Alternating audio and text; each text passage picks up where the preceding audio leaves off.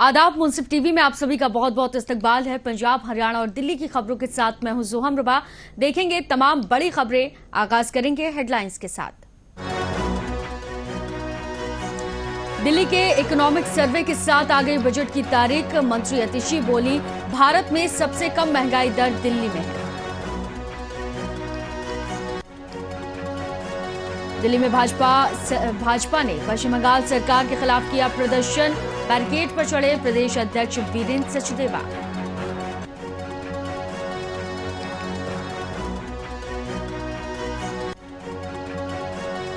Khanauri border पर पहुंचे पंजाब और हरियाणा के हजारों किसान आंदोलन के दौरान गोली लगने से मारे गए शुभकरण सिंह को दी श्रद्धांजलि।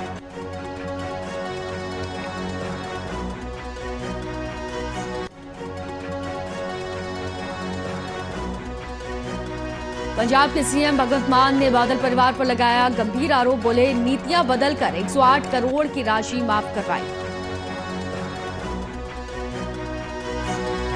चलिए खबरों की शुरुआत करते हैं। जहां पंजाब के मुख्यमंत्री भगवंत मान ने श्रोमणी अकाली दल का नया धमाका किया। उन्होंने दोपहर अचानक प्रेस कॉन्फ्रेंस बुलाकर एक खुलासा किया कि बादल परिवार ने अपने फायदे के लिए टूरिज्म और जमीन हस्तांतरण संबंधी कई नीतियों में बदलाव करके सरकारी खजाने से 108 करोड़ रुपए से ज्यादा की राशि माफ करवा ली। इस दौरान मुख्यमंत्री ने बादल परिवार के आलीशान होटल ओबरॉय सुखविलास का रिकॉर्ड भी मीडिया के सामने पेश किया।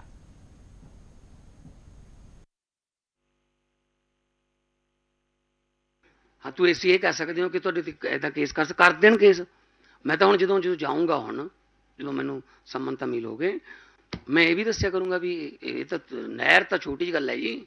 ਆ ਵੀ ਦੇਖੋ, ਹਜੇ ਬੱਸਾਂ ਵਾਲਾ ਪਿਆ, ਹਜੇ ਹੋਰ ਬਹੁਤ ਕੁਝ ਪਿਆ ਬੇਨਾਮੀ ਜਿਹੜੀਆਂ।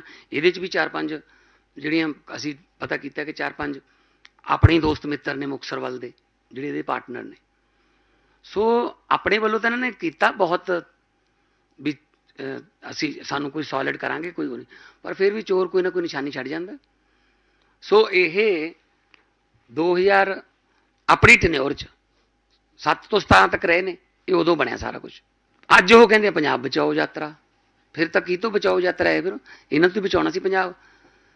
ਸੋ ਇਸ ਗੱਲ ਦਾ ਇਹ ਤਾਂ ਇਕੱਲਾ ਸੁੱਖ ਵਿਲਾਸ ਦਾ ਨਾ। इको मेट्रो रिजॉर्ट देखो कहे जे ना रखे ने। तो वहीं पंजाब के फाइनेंस मिनिस्टर हरपाल चीमा ने बजट सेशन के दौरान मीडिया से बात करते हुए कांग्रेस पर निशाना साधा। उन्होंने कहा कि कांग्रेस नेताओं के द्वारा सदन में अपनी नैतिक जिम्मेदारी से भागना और किसान आंदोलन में शहीद युवा किसान शुभकरण सिंह के नाम का इस्तेमाल करना बेहद निंदनीय है। आगे कहा कि अच्छा होता कि वो सदन की कार्रवाई में भाग लेते और रचनात्मक बहस कर अपना पक्ष रखते। मौत का पता लग गया तो तुरंत उन्होंने क्योंकि जो इंसान चलिया जाता तो उस समय उसके परिवार का ढारस बनने के लिए सरकार अगे आउंदियां ने, लोग अगे आउंदे ने। तो उस समय सरदार भगवंत सिंह मान जी ने फैसला किया 1 करोड़ रुपया असी कोई एहसान नहीं कर रहे, सहायता राशि जिहड़ी आ उस परिवार नूं असीं दित्ती। उहदी छोटी भैन नूं सरकारी नौकरी देने का फैसला तुरंत किया और जिहड़े दोषी सी उन्हां दे खिलाफ एफ आई आर दर्ज की गई है। हुण FIR दर्ज करने तो बाद ही पता लगूगा, जांच दौरान पता लगूगा कि गोली केड़ी आ, केड़े पिस्टल चो आई सी, प्राइवेट गन चो आई सी, सरकारी गन चो आई सी, जो तो बहुत सारी वीडियो। तो वहीं किसान आंदोलन के दौरान गोली लगने से मारे गए युवा किसान शुभकरण सिंह को श्रद्धांजलि देने के लिए खनौरी बॉर्डर पर आज पंजाब और हरियाणा के हजारों किसान पहुंचे। इस महीने की 21 तारीख को हरियाणा पुलिस और किसानों के बीच टकराव की स्थिति पैदा हुई थी। इस दौरान भटिंडा के बल्लो गांव के 22 वर्षीय युवा किसान की जान चली गई थी। शुभकरण सिंह का पार्थिव शरीर राजेंद्र अस्पताल पटियाला से खनौरी बॉर्डर पर लाया गया था। उनके पार्थिव शरीर पर फार्म यूनियन का झंडा लपेटा हुआ था। हजारों किसान BKU एकता और किसान मजदूर मोर्चा के झंडे के साथ यहां पर इकट्ठा हुए थे। इस सभा के दौरान किसान आंदोलन 2.0 के सभी नेता, जिसमें सरवन पंधेर, जगजीत सिंह डल्लेवाल, अभिमन्यु कोहाड़ और अन्य लोग शामिल थे।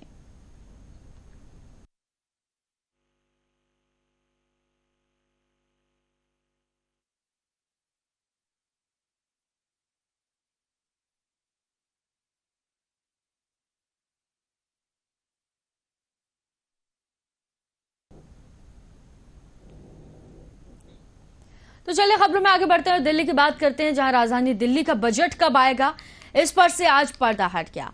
आप सरकार के मंत्री अतिशी ने बताया कि इस साल दिल्ली का बजट 4 मार्च को आएगा। इसके अलावा केजरीवाल सरकार ने इकोनॉमिक सर्वे पेश किया। मंत्री अतिशी ने दिल्ली विधानसभा में आर्थिक सर्वेक्षण की रिपोर्ट पेश करते हुए बताया कि दिल्ली में प्रति व्यक्ति आय 4,61,000 रुपए है। ये देश के प्रति व्यक्ति आय से करीब 2.5 गुना ज्यादा है। साथ ही उन्होंने कहा कि पूरी दुनिया में भारत सबसे ज्यादा महंगाई दर की सूची में दूसरे नंबर पर है, जबकि केंद्र सरकार की ही रिपोर्ट बताती है कि भारत में सबसे कम महंगाई दर आप शासित दिल्ली में है।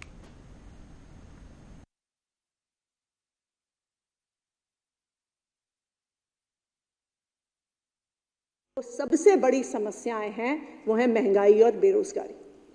आज भारत का जो महंगाई दर है, जो इन्फ्लेशन रेट है, वो पूरी दुनिया में दूसरे नंबर पर है। पूरी दुनिया में सिर्फ एक टर्की देश है जिसमें महंगाई भारत से ज्यादा है। पिछले 10 सालों में हमारे देश में 70% से ज्यादा महंगाई बढ़ी है। हर आम इंसान को पता है कि 2014 से लेके आज तक, 2014 में गैस सिलेंडर 300 रुपए का होता था, आज 1200 रुपए पर पहुंच गया है। पेट्रोल का दाम 72 रुपए से 100 रुपए पर पहुंच गया है। डीजल का दाम 55 रुपए से 90 रुपए पर पहुंच गया है। देश में महंगाई का दर 2023 में 5.65% था, जो मुझे लगता है कि पिछले देश के 75 साल के इतिहास में शायद इतना महंगाई दर नहीं रहा। लेकिन केंद्र सरकार के ही आंकड़े अध्यक्ष महोदय ये दिखाते हैं कि अगर पूरे देश में सबसे कम महंगाई दर किसी राज्य में है तो वो दिल्ली में है, अरविंद केजरीवाल जी की सरकार के तहत। जब केंद्र सरकार का जनवरी से दिसंबर 2023 से महंगाई दर 5.65% था, दिल्ली का महंगाई। वहीं साथ ही अतिशी ने कहा कि केजरीवाल सरकार लोगों को मुफ्त बिजली पानी, शिक्षा, इलाज, महिलाओं को मुफ्त बस का सफर और बुजुर्गों को मुफ्त तीर्थ यात्रा कराती है। उन्होंने आगे कहा कि केजरीवाल सरकार दिल्ली के हर परिवार का हर महीने हजारों रुपए बचाती है।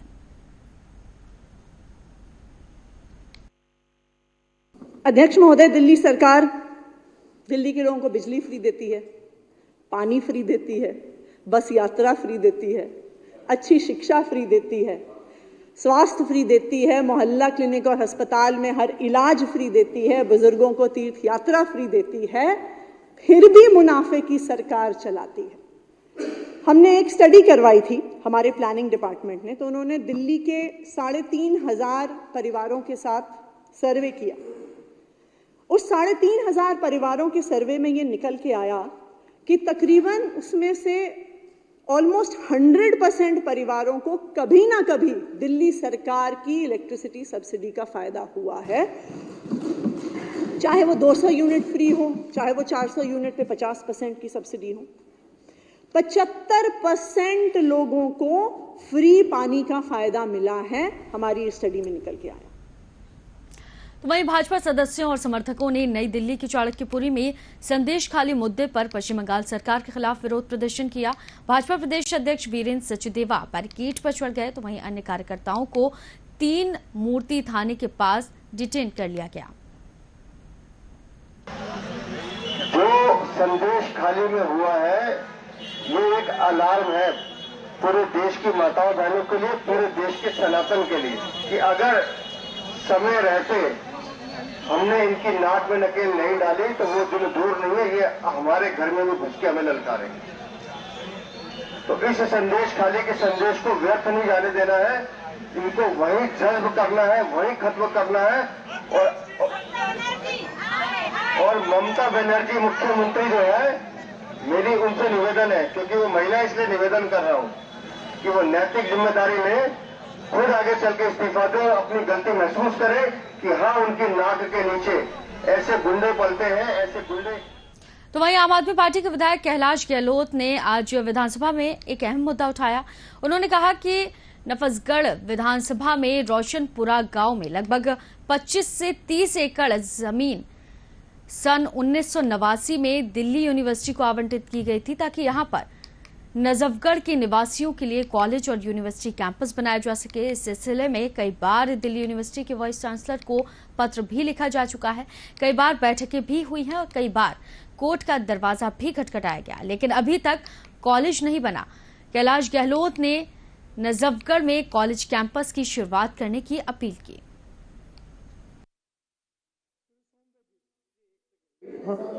जो बिदुड़ी जी बार बार ये एलिगेशन लगा रहे हैं, तो मेरी विधानसभा में रोशनपुरा गांव की लगभग 25 से 30 एकड़ ज़मीन दिल्ली यूनिवर्सिटी को अलॉट की गई 1987 में।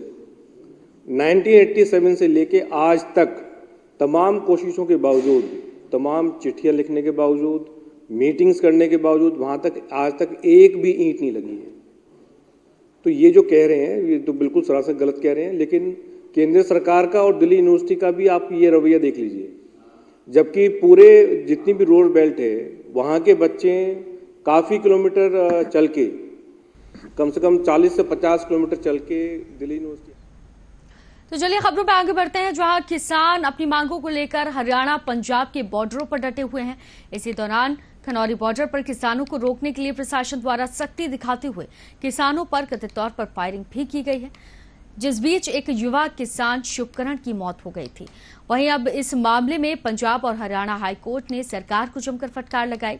हाईकोर्ट ने सख्त टिप्पणी करते हुए कहा कि आप सरकार हैं, आतंकवादी नहीं, जो इस प्रकार किसानों पर गोलियां चलवा रहे हैं। आपको बता दें कि हाईकोर्ट में दाखिल शुभकरण की मौत की जुडिशियल इन्वेस्टिगेशन की मांग पर हाईकोर्ट ने हरियाणा, पंजाब और अन्य प्रतिवादियों को नोटिस जारी कर इसका जवाब मांगा है।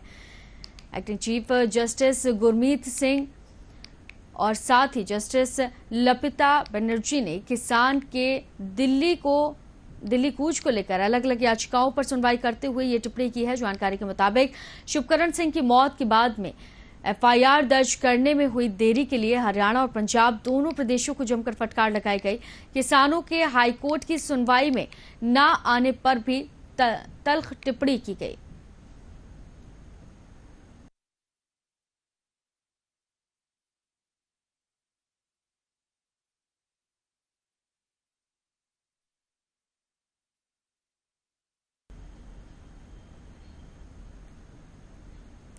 वहीं हरियाणा और राजस्थान में पानी के समझौते को लेकर खूब सियासत हो रही है। समझौते पर हरियाणा के मुख्यमंत्री मनोहर लाल खट्टर ने कहा कि 24,000 क्यूसेक पानी पहले हरियाणा लेगा, उसके बाद बरसात के दिनों में 15 से 20 दिन अगर कोई अतिरिक्त पानी हुआ तो राजस्थान को देंगे। उस अतिरिक्त पानी में से भी 25% पानी पहले हरियाणा लेगा।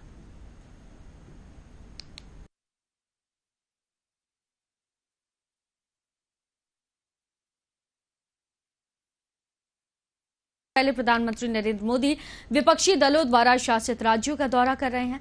दक्षिण भारतीय राज्यों केरल और तमिलनाडु का दौरा करने के बाद प्रधानमंत्री नरेंद्र मोदी आज और कल बिहार और झारखंड और पश्चिम बंगाल का दौरा करेंगे। दौरे के पहले पड़ाव के रूप में प्रधानमंत्री झारखंड पहुंचे। प्रधानमंत्री ने सुंदरी में विभिन्न परियोजनाओं का उद्घाटन किया और शिलान्यास किया। इस दौरान प्रधानमंत्री ने झारखंड में सिंदरी उर्वरक संयंत्र का निरीक्षण भी किया। साथ ही गोरखपुर और रामागुंडम में उर्वरक संयंत्रों के बाद ये देश का तीसरा उर्वरक संयंत्र है। प्रधानमंत्री नरेंद्र मोदी इन राज्यों में हजारों करोड़ रुपए की कई विकास परियोजनाओं का लोकार्पण, उद्घाटन और शिलान्यास करेंगे। साथ ही प्रधानमंत्री आज झारखंड को 35,700 करोड़ रुपए की कई विकास परियोजनाओं की सौगात देने वाले हैं। इसके बाद दोपहर करीब 3 बजे पश्चिम बंगाल के हुगली के आरामबाग में 7,200 करोड़ रुपए से ज्यादा की परियोजनाओं का उद्घाटन और शिलान्यास करेंगे। तो वहीं झारखंड में रेलवे सेक्टर को बढ़ावा देते हुए प्रधानमंत्री नरेंद्र मोदी राज्य में 3 नई ट्रेनों का उद्घाटन करेंगे और झंडा दिखाकर उनको रवाना करेंगे। साथ ही अगले दिन 2 मार्च को सुबह करीब 10:30 पर प्रधानमंत्री पश्चिम बंगाल के कृष्णा नगर में 15,000 रुपए की विकास परियोजनाओं का उद्घाटन और शिलान्यास करेंगे। पश्चिम बंगाल के बाद में प्रधानमंत्री दोपहर करीब 2:30 पर बिहार के औरंगाबाद पहुंचेंगे, जहां वो 21,400 करोड़ रुपए की कई विकास परियोजनाओं का उद्घाटन और शिलान्यास करेंगे।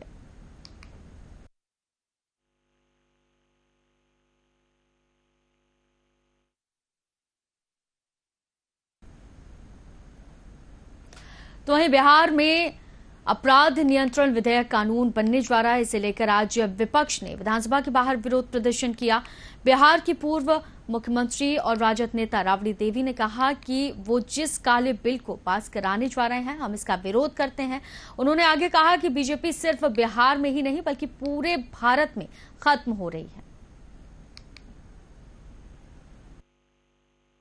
कानून को लेकर आप लोग सवाल उठा रहे हैं। विधायकों का खरीद फरोख्त का मामला काफी बड़ा आरोप। विधायकों की खरीद काला कानून जो पास कर जा रहे हैं, तो इसका हम लोग विरोध करते हैं। नहीं होना चाहिए, विरोध करते हैं। और जो विधायकों को कह रहे हैं, तो वहीं जवाहरलाल नेहरू विश्वविद्यालय में कल रात एबीवीपी और वाम समर्थित छात्र समूहों के बीच में झड़प हो गई। कथित तौर पर स्कूल ऑफ लैंग्वेजेस में चुनाव समिति के सदस्यों के चयन को लेकर हंगामा हुआ। वामपंथी संगठनों का आरोप है कि एबीवीपी कार्यकर्ताओं ने उन पर हमला किया, उन्हें लाठी डंडों से पीटा गया। इस घटना के कई वीडियोस भी सोशल मीडिया पर जमकर वायरल हो रहे हैं। वीडियोस में साफ देखा जा सकता है कि दोनों गुटों से छात्र एक दूसरे पर हमला करते हुए नजर आ रहे हैं। एक शख्स ने अपने कंधे पर साइकिल उठाकर ले जाता हुआ नजर आ रहा है और उसकी पिटाई करता भी दूसरा शख्स नजर आ रहा है। कुछ छात्र घायल भी हुए हैं। दरअसल चुनाव समिति के सदस्यों के चुनाव के लिए जेएनयू परिसर के अंदर आम सभा की बैठक चल रही थी। अचानक किसी बात पर यह विवाद हो गया। इसके बाद लेफ्ट और एबीवीपी कार्यकर्ता एक दूसरे से लड़ने पीटने लगे। दोनों पक्षों ने एक दूसरे पर जमकर हमला बोल दिया।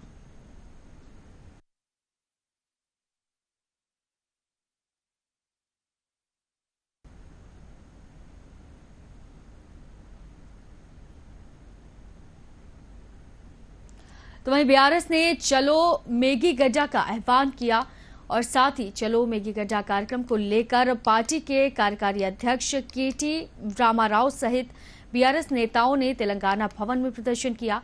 केटी रामाराव के नेतृत्व में बीआरएस के लगभग 150 वरिष्ठ नेता इसमें शामिल हुए। इस दौरे पर सीपीआई ने कहा कि जब राज्य सरकार ने हाल ही में सभी जनप्रतिनिधियों को मेडी गड्ढा आने के लिए आमंत्रित किया था, तो उन्होंने बैराज आने से इनकार क्यों किया। वो अब चलो मेडी गड्ढा कार्यक्रम के तहत वहां जा रहे हैं, जो कि एक राजनीतिक नाटक के अलावा कुछ नहीं है।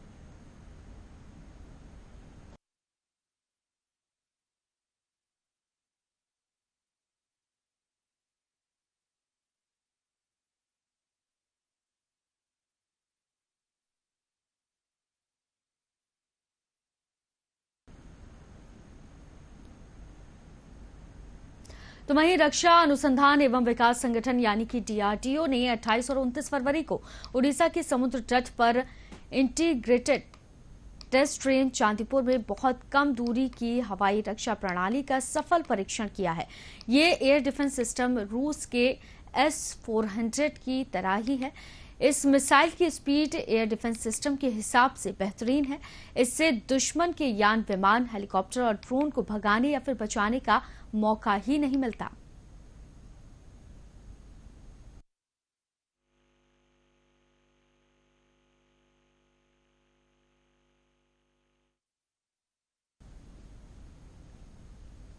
तो वहीं महाराष्ट्र के पालघर में बोईसर इलाके के कोडान गांव में कथित रूप से मानसिक रूप से परेशान एक व्यक्ति ने 2 वरिष्ठ नागरिकों की कुल्हाड़ी से हमला कर हत्या कर दी। पुलिस ने उसे देर रात गिरफ्तार कर लिया। उसके पास से वन क्षेत्र में एक मिट्टी के तालाब से गिरफ्तार किया गया।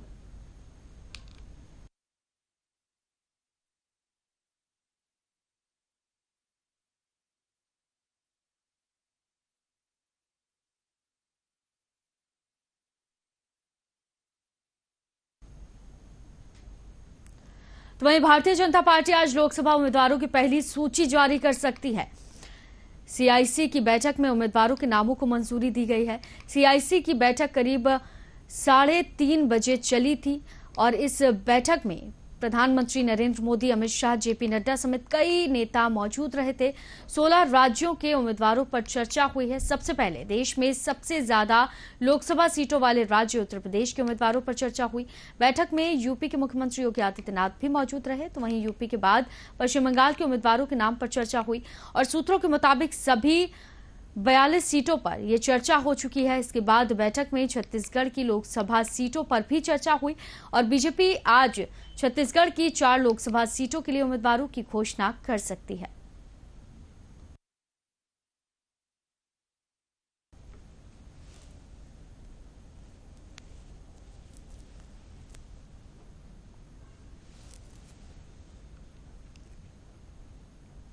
तो फिलहाल खबरों में सिर्फ इतना ही, लेकिन चलते चलते रुक करते हैं हेडलाइंस का।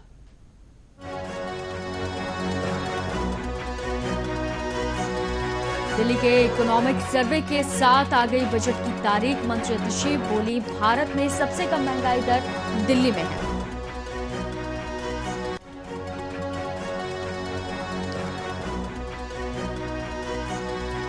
दिल्ली ने भाजपा ने पश्चिम सरकार के खिलाफ किया प्रदर्शन। बैरिकेड पर चढ़े प्रदेश अध्यक्ष वीरेंद्र सचदेवा।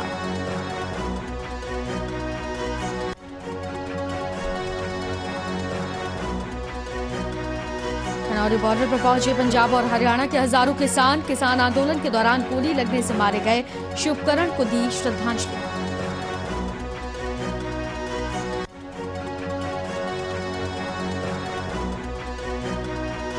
पंजाब के सीएम मान ने बादल परिवार पर लगाया आरोप। को बोले, नीतियां बदलकर 108 करोड़ की राशि माफ कराई। तो फिलहाल इस बुलेटिन में सिर्फ इतना ही। दीजिए इजाजत, नमस्कार।